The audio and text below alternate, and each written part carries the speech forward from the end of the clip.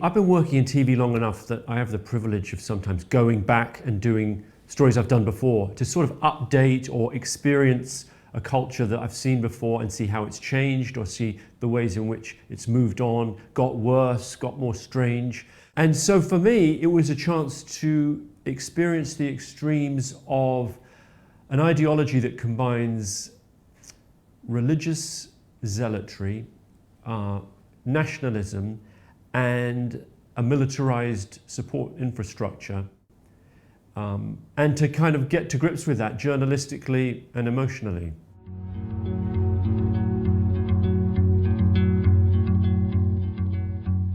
The West Bank is an area to the east of Israel that was basically occupied in 1967 in a war, and since then Israeli citizens have moved in and formed settlements, outposts and settlements, illegally under international law.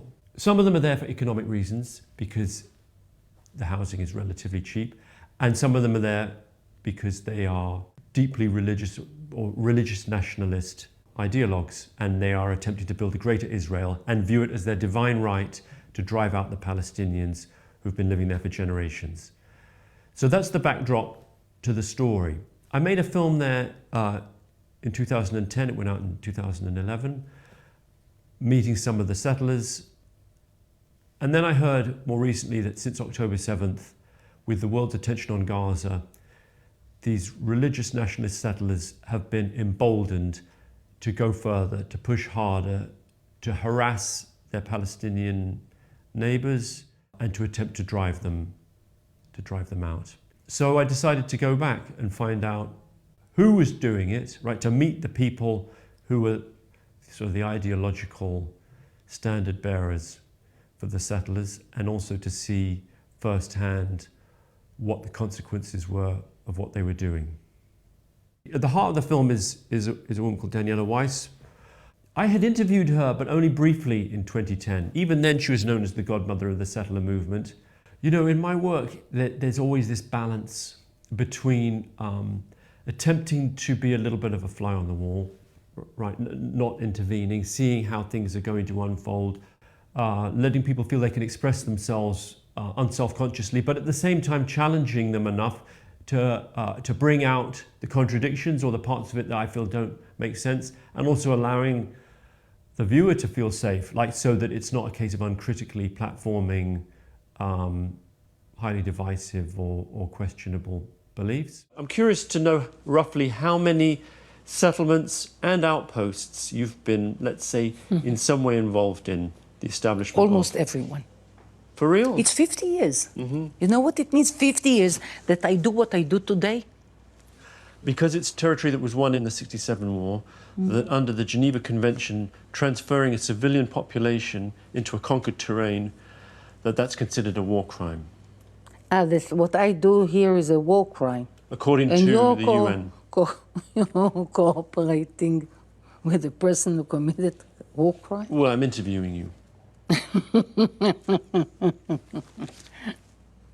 It's a light felony. The other thing that's changed, obviously, is that with the war in Gaza, now the settlers see an opportunity to expand there. We document an event at which the whole plan is being laid out and lobbied for, and families are being enlisted to be part of this whole project of putting hundreds of new families, new settlements in Gaza, literally as it's being bombed. I spent about 2 weeks filming up and down the West Bank. You know, every day was a kind of some new experience of the strangeness of what a military occupation looks like, in which you've got two communities, 3 million Palestinians, a few 100,000 Jewish settlers, side by side and subject to very different legal regimes, right? That in itself, it felt like being immersed in a kind of dystopian movie, fully legible in the infrastructure of the environment. Wait. ID, please. For what reason? It's the police. מה האזרחות שלך? את פלסטינאי? Yes. אז אתה רואה שם, אתה לא רואה את ה... That one? כן, אתה מדרך שם. But I know that I'm allowed to be here until here. Say, you are not allowed to go there Why can't he be with us? because there are limits for Palestinians, so he can't. If he lives here, he can reach. Here, no. Give me your ID, please. How come Palestinians can't come down here? It's not work like that. Which camera? We're not talking to you.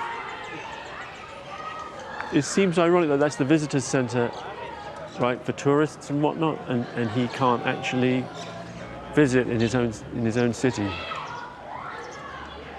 It's no secret that this is a subject that gets heavily scrutinised, that it can be divisive.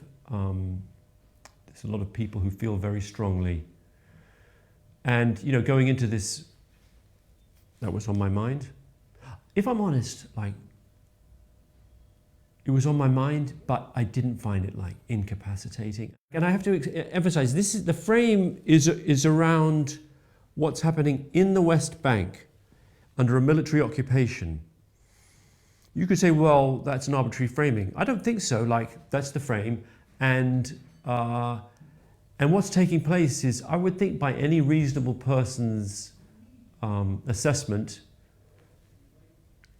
deeply troubling.